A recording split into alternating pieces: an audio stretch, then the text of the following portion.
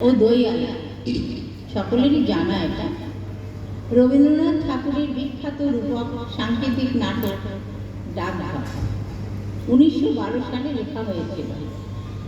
এই নাটকের ছোট্ট একটি অংশ অমল ও দইয়ালা। অসুস্থ অমল সারাদিন জানালার ধারে বসে থাকে। তার বাইরে যাওয়া যে বারণ। কবিরাজ বাবুর কথায় অমল গৃহবন্দী। দইওয়ালার মাধ্যমে বাইরের মুক্ত জগতের স্বপ্ন দেখে অমল। সেই পাঁচমোড়া পাহাড়, শ্যামলী নদীর ধারে সে হারিয়ে যেতে চায়।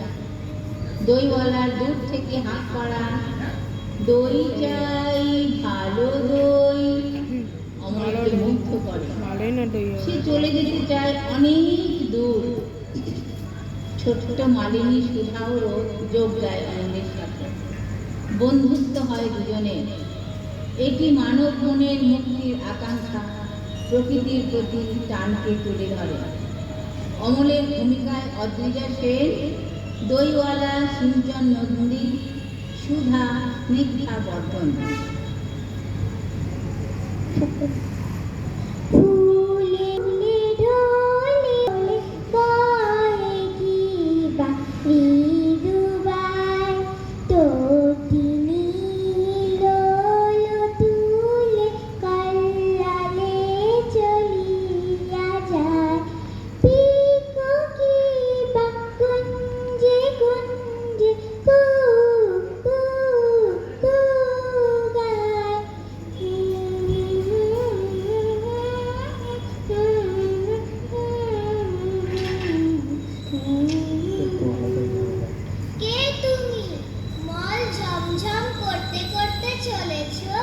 একটু দাঁড়াও না।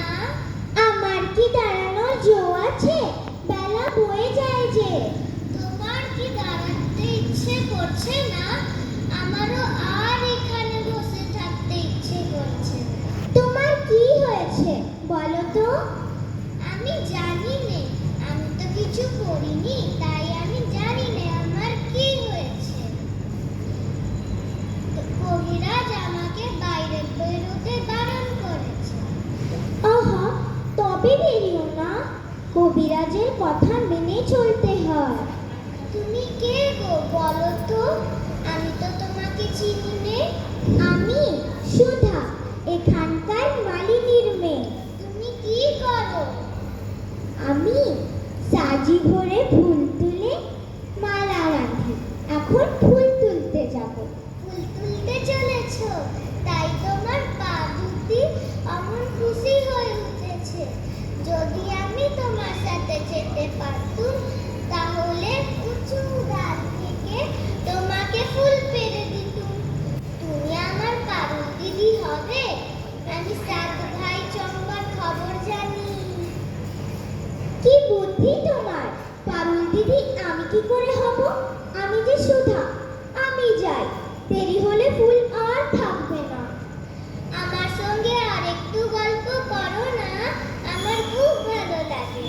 ফুল তুলে আসার পথে আমি তোমার সাথে গল্প করে যাব। আর আমার জন্য একটি ফুল দিয়ে যাবে?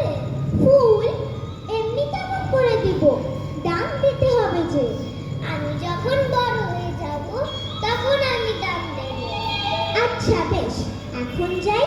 ফুল তুলে আসবে তো? আসবো। ভুলে যাবে না তো? আমার না মনে থাকবে না? ভুলবো না, দেখো মনে থাকবে। দই দই ভালো দই, দই দই ভালো দই। দইওয়ালা, দইওয়ালা, ও দইওয়ালা। ডাকছো কেন? দই কিনবে নাকি? কেমন করে কিনবো? আমার কাছে তো পয়সা নেই। কেমন ছেলে তুমি? কিনবে না তো আমার বেলা বইয়ে দাও কেন? যদি আমি তোমার সাথে যেতে পারতুম তো যেতুম। আমার সঙ্গে? হ্যাঁ, তুমি যে কত দূর থেকে হাঁটতে হাঁটতে চলে যাও, শুনে আমার মন কেমন করছে। তা বাবা, তুমি এখানে বসে কি করছো? কবিরাজ আমাকে বাইরে বেরোতে বারণ করেছে। আহা বাছা, তা তোমার কি হয়েছে? আমি জানি নে, আমি তো কিছু করিনি, তাই আমি জানি না আমার কি হয়েছে।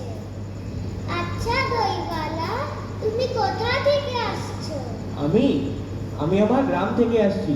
আমাদের গ্রাম সেই পাঁচমোড়া পাহাড়ের তলায়, শ্যামলী নদীর ধারে। পাঁচমোড়া পাহাড়, শ্যামলী নদী, ওই বড় বড় গাছের তলায় তোমাদের গ্রাম, ওই লাল রাস্তার ধারে না? ঠিক বলেছো বাবা।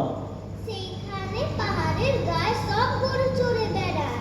কি আশ্চর্য, ঠিক বলেছো, আমাদের গ্রামে গরু চড়ে বই কি। কিন্তু বাবা, তার মানে সেখানে তুমি নিশ্চয়ই কোনোদিন বেড়াতে গিয়েছিলে? সত্যি বলছি দইওয়ালা, আমি কোনোদিনও যাইনি। যেদিন কবিরাজ আমাকে বাইরে বেরোতে বলবে, তুমি কি আমাকে নিয়ে যাবে? যাবো বই কি, খুব নিয়ে যাবো। আমাকে তোমার মতন অমনি দই বেচতে শিখিয়ে দাও না। ওই রকম বাঁক কাঁধে নিয়ে দূরের রাস্তা দিয়ে। মরে যাই, দই বেচতে যাবে কেন বাবা? তুমি এত এত পুঁথি পড়ে পণ্ডিত হয়ে উঠবে। না না, আমি কখনো পণ্ডিত হব না। আমি তোমাদের গোয়ালপাড়া থেকে দই নিয়ে দূরে দূরে গ্রামে গ্রামে বেচে বেড়াবো। কেমন করে তুমি বলো তো? দই দই ভালো দই, আমাকে সুরটা শিখিয়ে দাও না। পোড়া কপাল, এ সুরও কি শেখবার সুর? না না, আমার খুব ভালো লাগে। পাখির ডাক শুনলে মন উদাস হয়ে যায়। ওই বড় বড় গাছের সারির মধ্যে দিয়ে যখন তোমার ডাক আসছিল, আমার কি যে ভালো লাগছিল। এই নাও বাবা, এই একবার দই তুমি খাও। আমার কাছে তো পয়সা নেই। না না না না না, পয়সার কথা বলো না। আমার একবার দই যদি তুমি খাও, আমি খুব খুশি হব। দইওয়ালা, তোমার কি অনেক দেরি হয়ে গেছে? আমার কিচ্ছু দেরি হয়নি বাবা, আমার কোনো লোকসানও হয়নি। বরং দই বেচতে যে কি সুখ, সেটা আমি তোমার কাছে শিখে নিলুম। দই দই ভালো দই। আজ অমল মুক্তির স্বাদ পেয়েছে, সাথে পেয়েছে তার দুই বন্ধু দইওয়ালা এবং সুধা।